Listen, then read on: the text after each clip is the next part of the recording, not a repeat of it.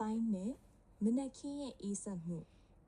ညကရံပွဲကြောင့်တအိမ်လုံးလေးလံထိုင်းလွှိုင်းနေတဲ့လေးတူကကြီးစိုးနေတယ်။နန္ဒာတညလုံးမအိပ်နိုင်ခဲ့ဘူး။မနက်6 နာရီမှာတော့သူမအိမ်ရှိခန်းမှာကလေးအတွက်ဆန်ပရုတ်နေရင်ကြော်စွာအခန်းထဲကထွက်လာတာကိုတွေ့လိုက်ရတယ်။ကြော်စွာကညကဝတ်ထားတဲ့အင်ကြီးအတိုင်းပဲ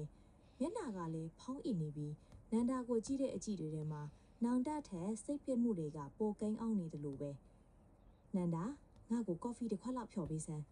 သူ့ကထံကအမိန်ပေးတယ်လို့ဖြစ်နေရကြောင်းနန္ဒာလက်ထဲကရောင်းမကိုအရှိန်နဲ့ချလိုက်မိတယ်။ကို့ဘာကိုဖြော်တော့ပါရှင်ခိုင်းတာတွေလုပ်ပေးဖို့ကျမမှအားမရှိတော့ဘူး။ကျော်စွာကတပင်းကိုအကျေကြီးချလိုက်ပြီးနန္ဒာနာကိုရှောက်လာတယ်။မင်းကအခုထိမပြီးသေးဘူးလား။ညကကိစ္စကညမာတင်ထားခဲ့လိုက်စမ်းပါ။ရှင်ကတော့ထားခဲ့နိုင်တာပေါ့ကျော်စွာ။ရှင်အတွက်ကတော့ဒါကပုံမှန်လို့ဖြစ်နေပြီလေ။ကျမအတွက်ကတော့ဒီအိမ်ကအချင်းထောင်လိုပဲ။ရှင်ကအပြင်မှာပျော်ချင်တိုင်းပျော်ပြီးအိမ်ပြန်လာရင်အရှင်တခင်လိုပြုတ်မှုလေ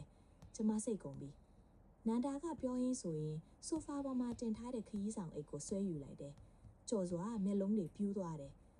မင်းဘာလို့မလို့လဲ